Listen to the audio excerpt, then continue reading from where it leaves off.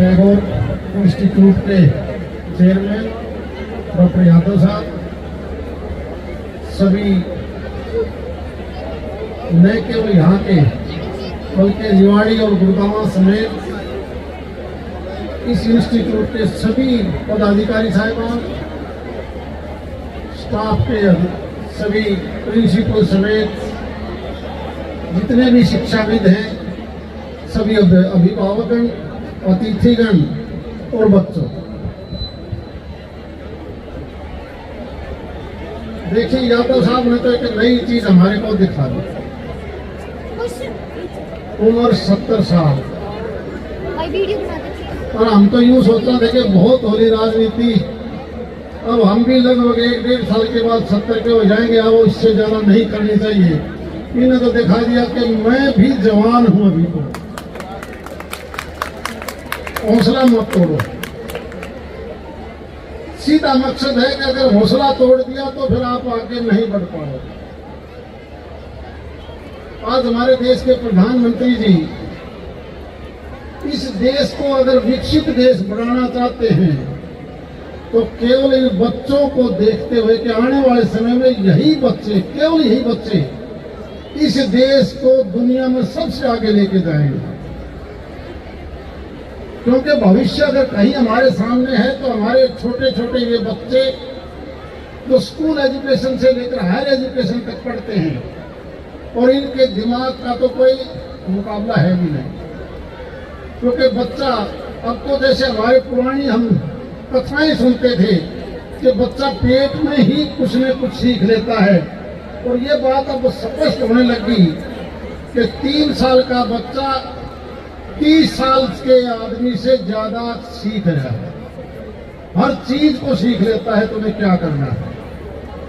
आपने ये 3-4 प्रोग्राम बच्चों के देखे हैं, और तीनों-चारों प्रोग्रामों का मकसद कुछ न कुछ था, कुछ न कुछ था।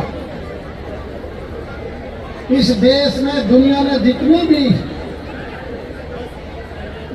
आविष्कार किए हैं वो केवल उनका माध्यम था, तो वो केवल एजुकेशन। अगर एजुकेशन ना हो तो आज से 100-125 साल पहले हमारे देश का क्या हाल था, दुनिया का क्या हाल था। मात्र 125 साल पहले जाएंगे तो इस देश में साइकिल का नहीं पता था किसी को, साइकिल भी चलाने के लिए है क्या। और आज इसी साइंस की वजह से, एजुकेशन की वजह से देखो हम कहां से कहां पहुंच गए, कहां से कहां पहुंच गया हम। और मैंने कुछ 2-3 दिनों से मैं कुछ अखबार के एडिटोरियल पढ़ रहा था, आप लोगों ने भी पढ़े होंगे। मैं इन्हीं जो प्रोग्राम दिखा रहे हैं इनका मकसद बताना चाहता हूं, सिर्फ 2 लाइन। डिप्रेशन, जैसा कि यादव साहब ने बताया, बच्चों ने भी एक आइटम दिखाया कि डिप्रेशन मत आने दो, हौसला मत तोड़ो। और 2 दिन पहले एक यूरोपियन विकसित देशों की एक रिपोर्ट आई कि आज के बच्चों में लड़कियों की तुलना में लड़के ज्यादा डिप्रेशन के शिकार हैं, और उसमें बड़ा डिटेल दिया। वो एशिया के बारे में नहीं था, वो विकसित देश जो दुनिया में खासकर यूरोपियन कंट्रीज के, वो हमारे ऊपर भी यही है कि आज की बेटियां कहीं न कहीं ज्यादा पढ़ती हैं, काम करने के बावजूद अच्छी सर्विस सेक्टर में जाती हैं, और जो लड़के हैं वो पढ़ाई में, काम करने में उतने ज्यादा तेज नहीं हैं, और उसके बाद कहीं न कहीं वो लड़के डिप्रेशन में आ जाते हैं। ये सारे यूरोप की रिपोर्ट आई है 2 दिन पहले, समझ जाइए। आपसे पहले इसमें 2 राय नहीं कि लड़की और लड़के के अंदर कुदरत ने लड़की को ज्यादा दिमाग दिया है, कैचिंग पावर ज्यादा है, इसमें कोई 2 राय नहीं। वो जल्दी समझती है किसी भी बात को, इसीलिए आज दुनिया इस बात को मानती है कि हमें लड़कियों को अहमियत ज्यादा देनी चाहिए, उनको कहीं न कहीं आगे बढ़ाओगे तो ही देश आगे बढ़ेगा। दूसरा, इन्हीं बच्चों ने आपको दूसरी चीज भी दिखाई है। इस 100-125 साल में इस इतिहास को हम देखें तो first world war, second world war और आज के रसिया, यूक्रेन, दूसरे देश जो एक दूसरे से लड़के और भौगोलिक स्थिति के हिसाब से देश की तस्वीर बदल रही है। कौन सा देश पहले कितना बड़ा था, आज कितना छोटा है, आज कितना छोटा था, आज कितना बड़ा हो गया। 125 साल पहले की दुनिया, वो देश जो ताकतवर हुआ उसको कहीं न कहीं कमजोर देश को हड़प लिया, जैसे आजकल रसिया और यूक्रेन के हालात हैं।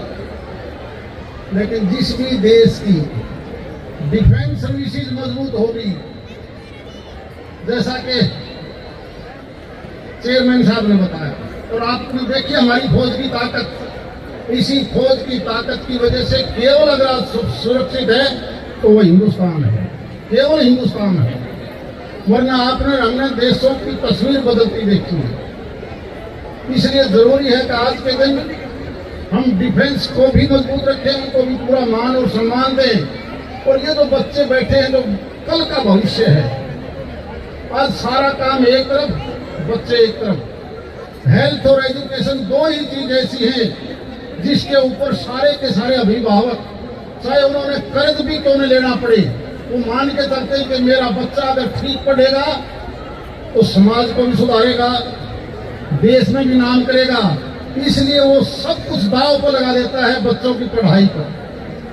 और वो बच्चे जब पढ़कर आगे जाते हैं, हम जब कई बार दूसरे प्रदेशों में जाते हैं, हमें बड़ी खुशी मिलती है कि सबसे ज्यादा अधिकारी डिफेंस में हो, सिविल सर्वेंट में हो, जुडिशरी में हो, तो हमारे इस क्षेत्र के मिलते हैं। इसलिए मैं सभी न केवल यादव साहब को, बल्कि जितने भी स्कूल कॉलेजेस के बारे में, जितने हमारे क्षेत्र में सरकारी सेक्टर के अलावा प्राइवेट सेक्टर में जिस प्रकार से इनका योगदान है, मैं मानता हूं सबसे बड़ा अगर एहसान है इन लोगों का है, सबसे बड़ा एहसान, जिन्होंने तकरीबन गांव-गांव में इस प्रकार से शिक्षा के ये मंदिर जो खड़े किए हैं, निस्वार्थ किए हैं।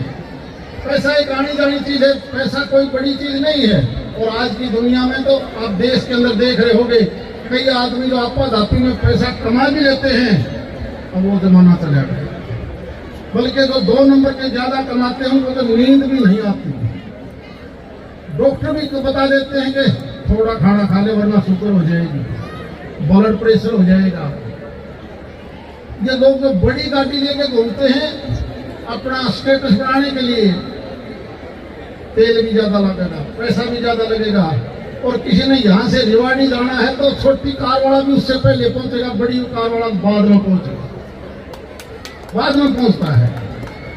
इसलिए हमें पैसा उतना ही रखना चाहिए, उतना ही हमने कमाना चाहिए जिससे हम सुख से अपनी जिंदगी जी लें।